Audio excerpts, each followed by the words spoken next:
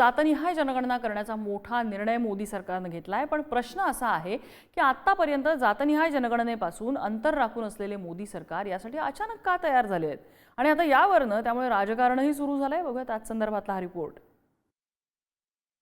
काँग्रेस पार्टीने अशा प्रकारची मागणी होत असताना कधीही ती मान्य केली नाही।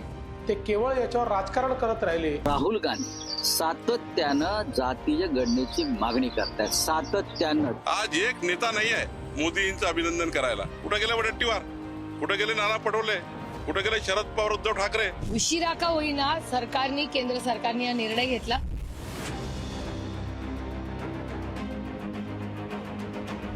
जातनिहाय जनगणना करण्याचा ऐतिहासिक निर्णय केंद्र सरकारने घेतलाय।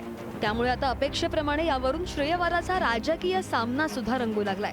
जातनिहाय जनगणनेचा निर्णय घेणं हे काँग्रेसनं राबवलेल्या मोहिमेचं यश असल्याचं विरोधी पक्षनेते राहुल गांधी यांनी म्हटलंय, तर काँग्रेसनं केवळ राजकीय फायद्यासाठी वापर केल्याचा आरोप भाजपाकडून केला जातोय। 16 एप्रिल 2023, 25 सप्टेंबर 2023, 9 ऑक्टोबर 2023, 16 नोव्हेंबर 2023, 3 फेब्रुवारी 2024, 8 फेब्रुवारी 2024, 25 ऑगस्ट 2024, 26 सप्टेंबर 2024। काँग्रेस पार्टीने गेले अनेक वर्ष अशा प्रकारची मागणी होत असताना कधीही ती मान्य केली नाही।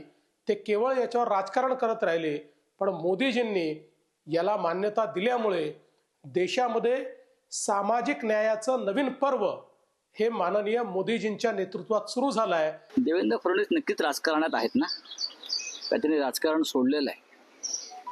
त्यांचं काय, गेल्या 10 वर्षापासून राहुल गांधी सातत्यानं जातीय गणनेची मागणी करतात, सातत्यानं। त्यांची पार्लमेंट मधली भाषणं बघा, जाहीर सभातली भाषणं बघा, यांच्या कानात काय बोळे भरलेत का? आणि भारतीय जनता पक्षाची पार्लमेंट मधली भाषणं बघा।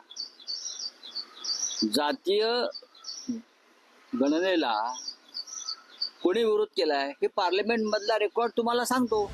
सध्या देशाच्या एकूण लोकसंख्येमध्ये मागासलेल्या जातींची संख्या अचूकपणे सांगणं कठीण आहे। त्यामुळे जातनिहाय जनगणना झाल्यास समाजात कोणत्या जातीचे किती लोक आहेत याची सविस्तर माहिती मिळेल।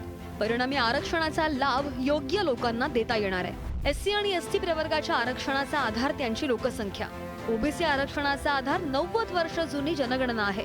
आता जातनिहाय जनगणना झाल्यास एक भक्कम आधार मिळेल। जनगणनेनंतर संख्येनुसार आरक्षण वाढवावं लागेल किंवा कमी करावं लागेल।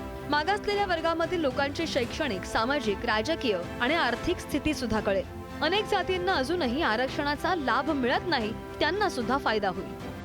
संबंध देशामध्ये हे तुम्हाला जाणवेल की शेड्यूल कास्टमध्ये असेल, शेड्यूल ट्राईबमध्ये असेल किंवा ओबीसी मध्ये असेल, विशिष्ट जातीच आरक्षण, शिक्षण किंवा राज्याच्या कल्याणकारी योजनेचा फायदा घेऊन विकसित झालेले आहेत। हे वास्तव आहे, सत्य आहे। इतर जातींनाही जर स्टेटच्या रिसोर्सेसचा, वेलफेअर बेनिफिटचा फायदा होणार असेल किंवा गव्हर्नन्समध्ये पार्टिसिपेशन व्हायचं असेल तर इक्विटेबल जस्टिससाठी प्रेफरन्शियल रिझर्वेशनची आवश्यकता आहे। सर्व समाजाला एक सामाजिक न्याय सरकारने दिला असं मी म्हणेल।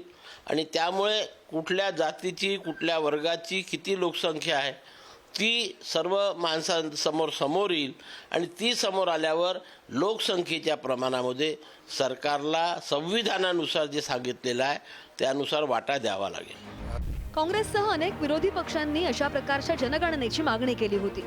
बिहार, तेलंगणा, कर्नाटकमध्ये जातनिहाय सर्वेक्षण सुद्धा झालंय।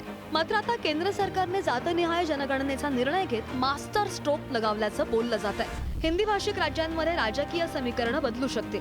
बिहारमध्ये जातीय राजकारण घट्ट रुजलंय, तिथे हा निर्णय निर्णायक ठरू शकतो। भाजपचा हक्काचा मतदार असलेल्या ओबीसींना खुश करण्याचा प्रयत्न, अनेक छोट्या जातींमधून भाजप समर्थक मतदार आणखी घट्ट होणार। एनडीएला मागासवर्गीय लोकांमध्ये आघाडी मिळू शकते। मी तर कालपासून वाट बघतोय, एक नेता, काँग्रेसचा एक नेता शरद पवार साहेबांकडला, उद्धव ठाकरेकडला, ज्यांनी गरड ओरडले होते की जाती जनगणना करा, जाती जनगणना करा, जाती जनगणना करा आणि लोकांना कन्फ्यूज केलं होतं। आज एक नेता नाही आहे मोदींचं अभिनंदन करायला। मोठ्या मनाने अभिनंदन केलं पाहिजे। कुठे गेले वडेट्टीवार, कुठे गेले नाना पटोले, कुठे गेले शरद पवार, उद्धव ठाकरे, जरा या अभिनंदन करा।